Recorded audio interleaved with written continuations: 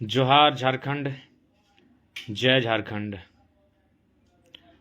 जितने भी श्रोता लाइव जुड़े हैं सभी को जोहार, नमस्कार, सत श्री अकाल, जय हिंद, आदाब, वंदे मातरम।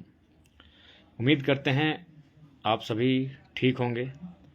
हालांकि अपने अगर स्वयं के बारे में कहें तो झूठ होगा कि हम लोग ठीक हैं।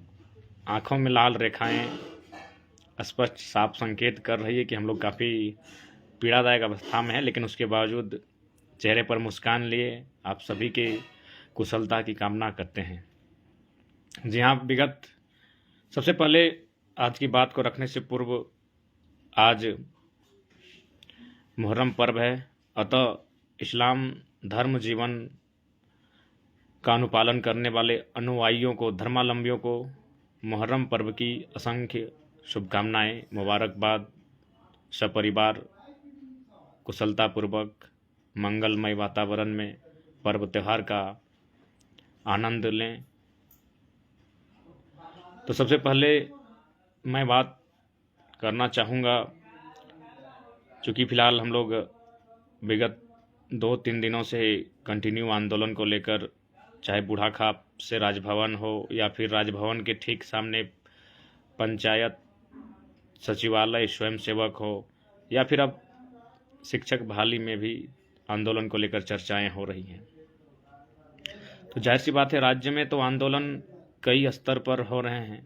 सभी, चाहे सहिया दीदी लोग की बात हो या फिर आंगनबाड़ी की बात हो, जिनका कुल मिलाकर हर तबका आज राज्य में आंदोलन के लिए बाध्य है। हर वर्ग, हर तबका आंदोलन कंटिन्यू कर रहा है। तो फिलहाल आंदोलन तो चर्चे चलते रहेंगे। आंदोलन राज्य की नियति ही आंदोलन है, लेकिन सबसे महत्वपूर्ण जो विषय है जो हम लोग देख पा रहे हैं, मैं स्पष्ट पुनः जिक्र करना चाहूँगा कि आप बिल गेट्स का नाम सुने होंगे। दुनिया के सबसे धनी आदमी थे, बट आज दुनिया के सबसे धनी आदमी नहीं हैं। चूँकि हमारे लोग अपनी ज़मीन के प्रति जो ज़मीन का मूल्य है या फिर ज़मीन का जो इम्पोर्टेंस, महत्व है, उसे समझ नहीं पाते हैं। तो बिल गेट्स से उन्हें सीखना चाहिए। बिल गेट्स नामक शख्स ने अपनी ज़मीनों को अपने माइक्रोसॉफ्ट के शेयर को बेचकर 3 लाख एकड़ ज़मीन खरीदा है। ज़मीन की बात मैं इसलिए कह रहा हूँ क्योंकि सब आंदोलन में सबसे महत्वपूर्ण आंदोलन है ज़मीन का आंदोलन। याद होगा आपको, जब अंग्रेज झारखंड की माटी में प्रवेश कर रहे थे, जनार्दन दा निश्चय ही आपके कथन का अनुपालन करेंगे, थोड़ा सा समय नहीं मिल पाता है अपनी सेहत के लिए। तो 1757 की बात करें तो बैटल ऑफ प्लासी यानी बंगाल का क्षेत्र पड़ता है। 1764 की बात करें तो बैटल ऑफ बक्सर जो बिहार का क्षेत्र पड़ता है। दोनों जगह अंग्रेजों की जीत हुई थी, यानी धीरे धीरे अंग्रेज अब जो बिहार बंगाल का हिस्सा है वहाँ प्रवेश करने लगे थे और अपना आधिपत्य स्थापित करने लगे थे। लेकिन जैसे वो ढाल भूम, मानभूम, राणभूम प्रवेश करते हैं, यहाँ अंग्रेजों को मुंह की खानी पड़ती है और भारी विद्रोह का सामना करना पड़ता है। और एक नहीं, लगभग सैकड़ों विद्रोह। जो आज का झारखंड है वो कभी बंगाल प्रेसिडेंसी, तो कभी जंगल महल, तो कभी राण भूम, तो कभी मानभूम, तो कभी ढाल भूम इत्यादि। चूँकि इतिहास का विषय है, हम लोग छोटे बच्चे हैं, जहाँ तक जानकारी है, तो कई नामों से, खासकर बंगाल की अंग्रेजों काल के माना जाए तो बंगाल प्रेसिडेंसी का अंग था, यानी आज का झारखंड। तो जब आज के झारखंड में उस समय अंग्रेज प्रवेश किए तो उनका मुकाबला यहाँ के आदिवासी मूलवासियों से हुआ। उन्होंने अंग्रेजों के आधुनिक बंदूकों का मुकाबला अपने तीरों से किया, प्राचीन तीरों से किया, और उन्हें लगातार संघर्ष किया।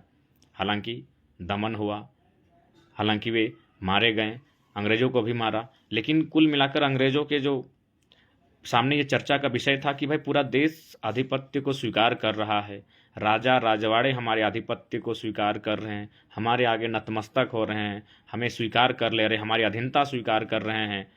लेकिन ये झारखंड का जो क्षेत्र है, उस क्षेत्र के जो लोग क्यों हमारी अधीनता स्वीकार नहीं कर रहे हैं? सर्वे होता है, कमलेश दा निश्चय ही आपको कॉल कर लेंगे, हम लोग आएंगे, थोड़ा सा अभी बाहर हैं, कि ये लोग ये आदिवासी जंगलों में रहने वाले लोग क्यों नहीं हमारी अधीनता स्वीकार कर रहे हैं। तो फिर अंग्रेजों ने सर्वे किया, 20 वर्षों का लगभग सर्वे चला। उस सर्वे में उन्होंने पाया कि ये जो हैं माटी को माँ के समान पूजा करते हैं और माटी के लिए जान भी दे सकते हैं। तो अंग्रेजों ने कहा कि ये भोले भाले लोग हैं, इनको अगर जीतना है, इनके दिल को, तो इसके लिए क्या करना होगा ना, इनकी माटी को सुरक्षित करना होगा। फिर वो नियम बनना शुरू होता है, कहीं विल्किंसन तो कहीं CNT तो कहीं SPT। तो कुल मिलाकर अंग्रेज ने प्रयास किया, ये भोले भाले लोग हैं, सरल स्वभाव की, खेती बाड़ी जंगलों में रहने वाले लोग हैं, इनकी ज़मीनों से कोई इन्हें बेदखल ना करे, इसलिए उन्होंने कानून बनाया और सबसे महत्वपूर्णों में से एक CNT, और ये तय किया कि इनकी ज़मीनों को कोई बाहर का व्यक्ति खरीद नहीं पाएगा। ये तो था अंग्रेजों का किस्सा। लेकिन जैसे ही भारत में लोकतंत्र की स्थापना हुई, संविधान भारत में आया, उम्मीद थी कि संविधान एक आम व्यक्ति के लिए कार्य करेगा, एक आम व्यक्ति की सुरक्षा को निहित करेगा। भारत का लोकतंत्र एक गरीब तबके, एक कामगार, एक किसान वर्ग के को सुरक्षित महसूस कराएगा और उसकी सुरक्षा करेगा। लेकिन सच्चाई यह है, जो मुकाबला हमने अंग्रेजों के साथ किया, जो निडरता हम अंग्रेजों के सामने थे, लेकिन आज इस भारत के लोकतांत्रिक देश में हम लोग वो सुरक्षित अपने आप को नहीं पाते हैं, बिल्कुल नहीं पाते हैं। क्योंकि उस समय हमें लगता था कि अंग्रेज हमारे नहीं है, इसलिए हम खुल के लड़ते थे, लेकिन ये लोग अपना बोल बोल के लगातार लूट रहे हैं। उदाहरण के लिए आप देखें, अगर आप रांची चले आएँ, IAS छवि रंजन की बात हो, या इससे पहले IPS प्रवीण सिंह की बात हो, या IAS पूजा सिंघल की बात हो, ये लोग जो काम अंग्रेज नहीं कर पाए। अंग्रेज क्या करना चाहते थे? हमसे लगान लेना चाहते थे, हमसे हमारी ज़मीन छीनना चाहते थे, लेकिन अंग्रेज छीन नहीं पाए, लगान भी नहीं ले पाए, बल्कि हमें कानून बनाकर दिया बाकायदा। लेकिन आज के ये IAS IPS ये ब्यूरोक्रेट्स खड़ा होकर, सुनने में आया छवि रंजन तो रांची में कोई ज़मीन 10 मिनट खड़ा होकर उसका जमा ने बाउंड्री करवाया था। ये कंटिन्यू आज जो रैयत है, आज जो जिसका ज़मीन है, आज वो खून के आंसू रो रहा है। उसी क्रम में सुभाष मुंडा जी की हत्या होती है। ऐसे न जाने सैकड़ों हत्याएं झारखंड की माटी में, विशेषकर राजधानी में हुआ होगा, ज़मीन विवाद से लेकर। तो इसलिए आज इस विषय को झारखंडियों को भी सचेत रहना होगा कि ये जो IAS IPS जो ब्यूरोक्रेट्स हैं, ये कहीं ना कहीं अंग्रेजों से भी क्रूर कार्य कर रहे हैं। अंग्रेज हमें मारते थे, पीटते थे, हम भी उन्हें मारते थे, पीटते थे, हो सके हमारा नुकसान ज़्यादा होता था, लेकिन अंत में उनका दिल पसीजता था कि इन लोगों की भाई ज़मीनों को सुरक्षित करें। लेकिन ये जो ब्यूरोक्रेट्स हैं, ये उनसे भी क्रूर व्यवस्था में इस राज्य की बागडोर को संभाले हैं। आप कहीं चले जाएं, GM लैंड को ये लोग रातों रात ज़मीन की प्रकृति बदल दे रहे हैं, रातों रात GM लैंड को सरकारी लैंड बना दे रहे हैं, उसमें कब्जा कर रहे हैं, और उसमें इनडायरेक्ट रूप से IAS IPS का रोल रह रहा है। CO की तो बात ही मत कीजिए। अगर आप सबसे ज़्यादा समस्या कहीं है तो CO के ऑफिस में है।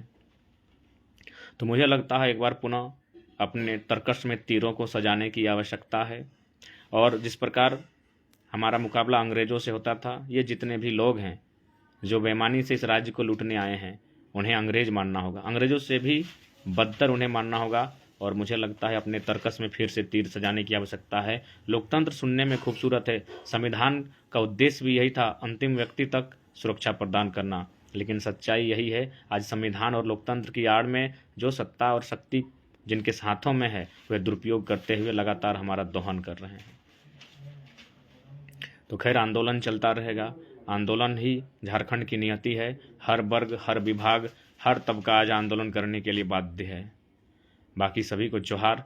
पुनः एक बार इस्लाम धर्म का अनुपालन करने वाले, इस्लाम धर्म को, जीवन दर्शन को अपने जीवन में उतारने वाले सभी धर्मावलंबी, मतावलंबी साथियों को मुहर्रम पर्व की असंख्य शुभकामनाएं। सपरिवार के साथ कुशलतापूर्वक एक सुंदर सौहार्दपूर्ण वातावरण में पर्व को आनंदित होकर मनाएं। बहुत बहुत बधाई हमारी ओर से। मुहर्रम पर्व की सभी साथियों को असंख्य शुभकामनाएं। जोहार झारखंड, जय झारखंड।